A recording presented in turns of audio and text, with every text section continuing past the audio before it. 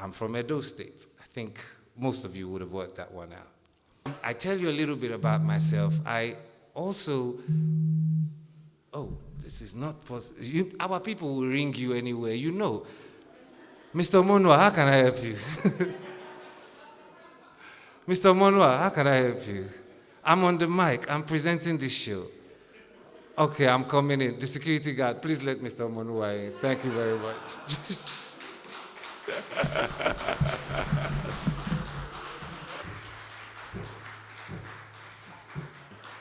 Tonight, I feel we're going to clap and clap and clap because we have not clapped for ourselves. Please, our special guest of honor, I want to allow her to bless this occasion before we can carry on. Please welcome Princess Teresa Erediawa. Oh, and Prince Ekme Erediawa too. Where are you going to stand here?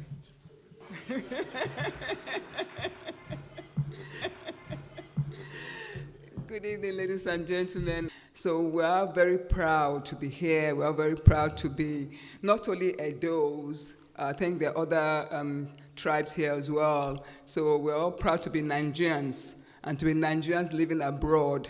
We've all done different things. We've all achieved. We have lawyers, we have doctors, we have engineers here. So at the end of the day, that's my brother. That's my younger brother.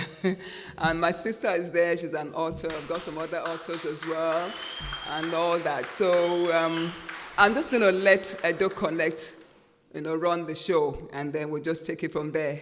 The man who made me start this story, ladies and gentlemen, Dr. Philip Orumese. I'm an economic migrant from Nigeria. I came here many years ago, several decades ago even. I wasn't born into a rich family at all. But I worked really hard. One of my Uniben classmates is here.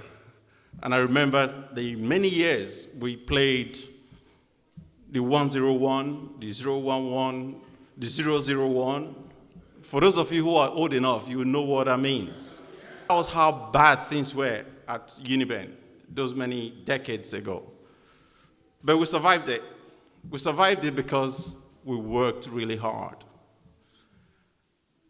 We also lived at Abuja, those of you that know H4 in Uniben. I was living in one room, he was living in the next room. If I come to my room and his light was off, I'll go straight back to engineering to go and study. And he did the same, so we spurred each other on. And because of that, the virtue of scholarship was imbibed in us.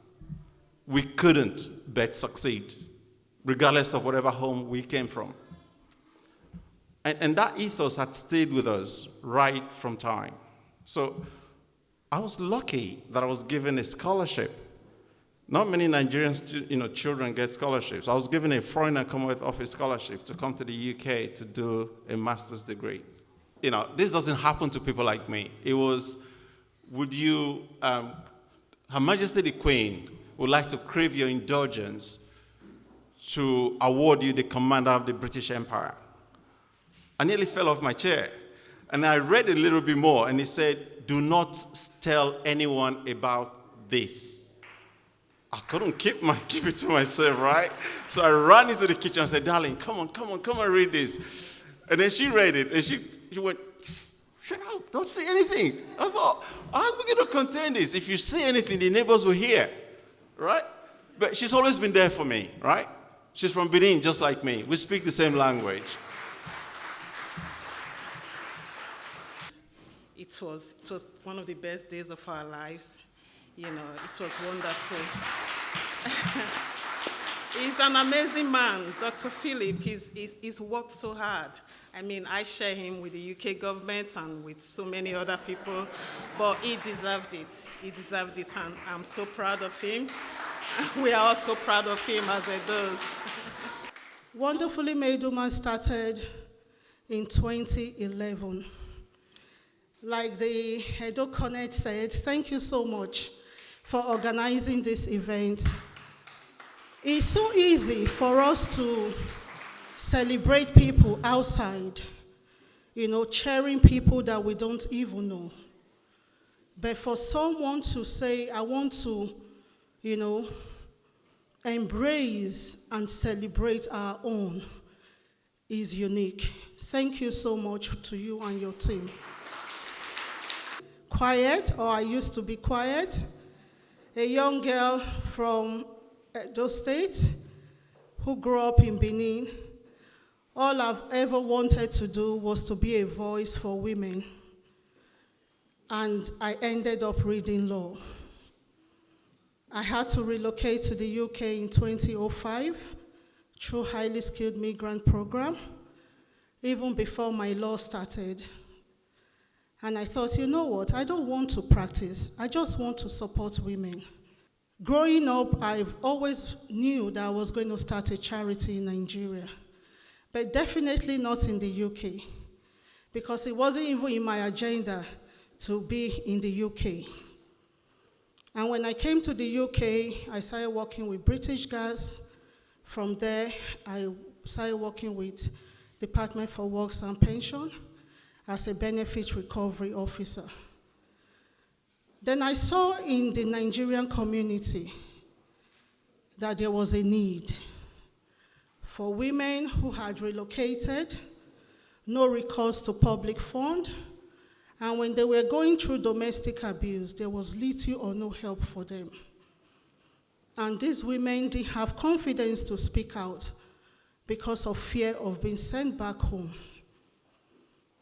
And one thing that was wrong with such visa was, once your partner leaves you, then the Home Office tells you to go back because you're no longer a dependent.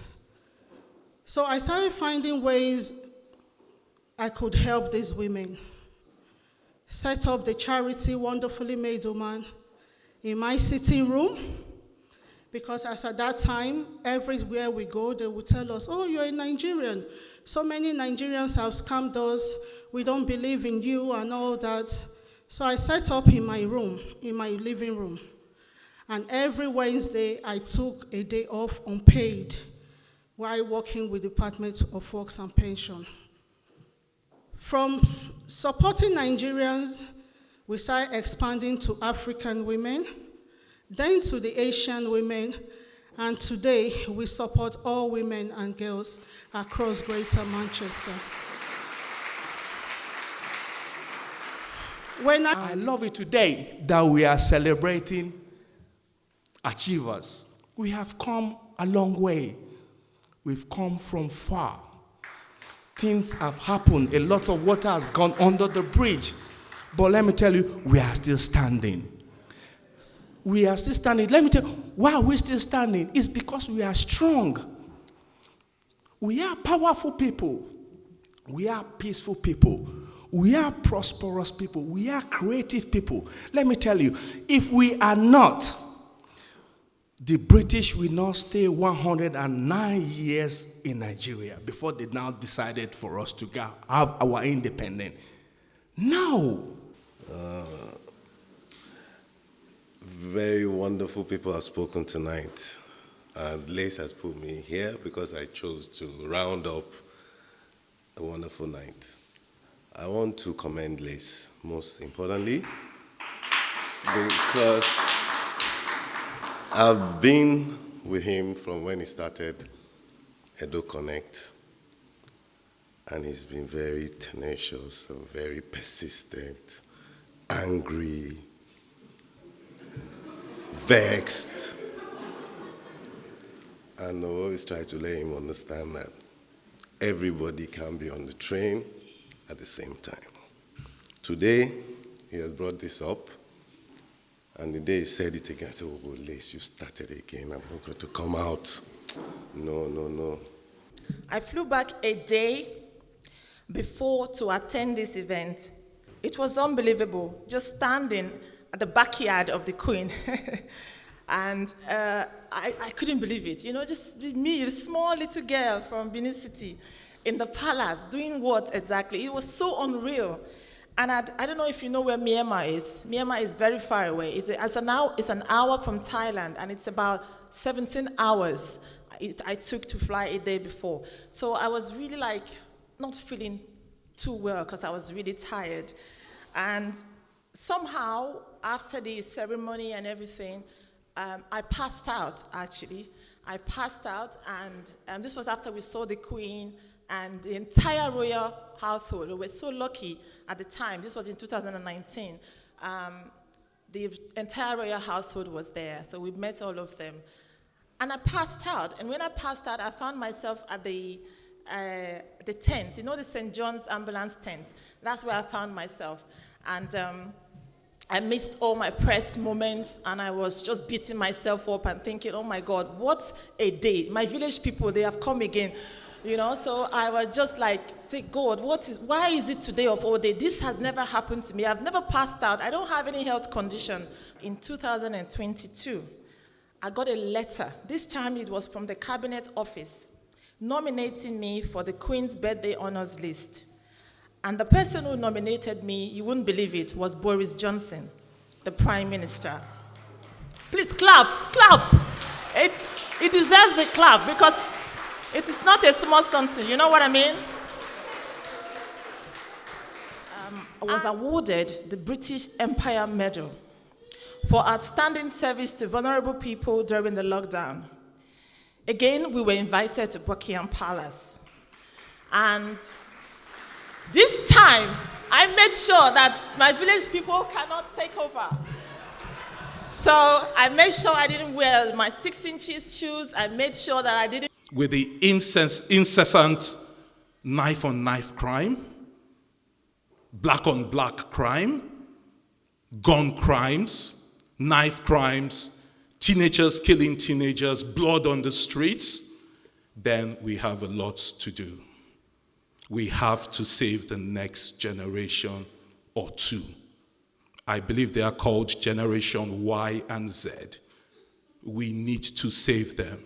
We can't sit idly by and watch our future explode and implode in front of us. We all have to put our hands to the plow.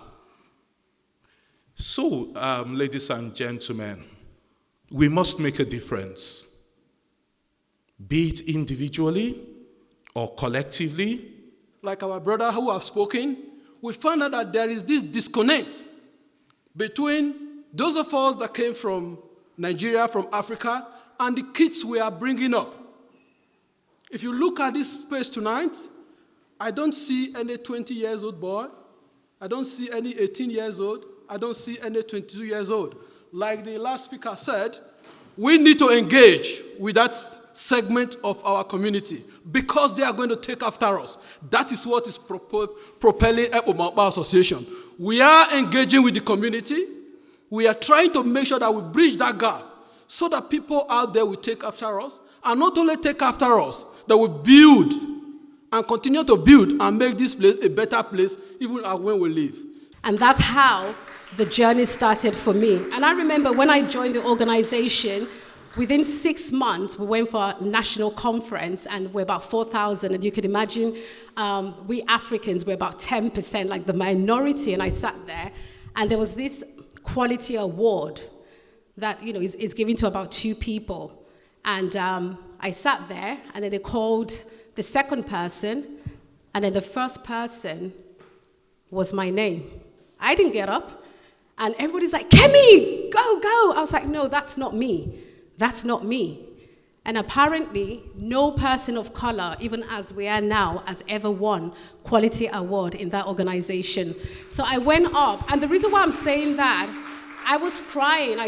Lace is one of my oldest friends. 5,000 miles away, we knew each other. Here we are, 5,000 miles away. 40-odd years of friendship. We're celebrating Nigerians, we're celebrating ourselves, and more importantly, we're celebrating our own community.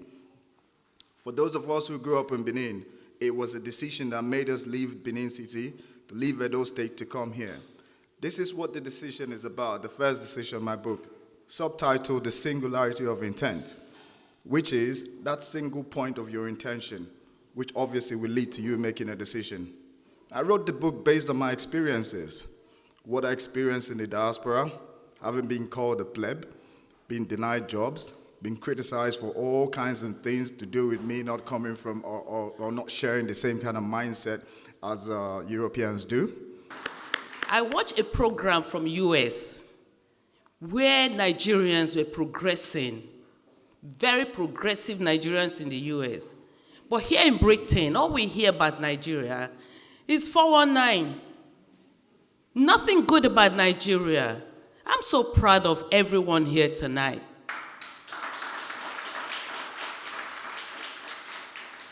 I've been in this country for over 3 decades. This is my first time, but I'm meeting a lot of Nigerians here tonight. It means we are doing something great. Give yourselves a round of applause, please. And I thank you to my brother Alex, who have the vision to have come together, put things together to say, look, we need to celebrate ourselves. And we do really need to celebrate ourselves, because if we don't do it, nobody will do it for us. The first one I'm going to talk about, it was Edo Development Aid. During the pandemic, I was the one who transported food. They called me, all the old people in our community. He kept on asking me, he said, how would they get around? How would they queue in the supermarket? How would they take things home? Called me by my Benin name. He said, Yobosa, take this money, take this list, give me all their names. And we ended up delivering, you know, in the height of the pandemic, the old people couldn't come out. We ended up delivering a lot of foodstuff. So please give a round of applause to Edo Development Aid, charity in the UK. Ironically, they also do a charity to win £25,000 every week.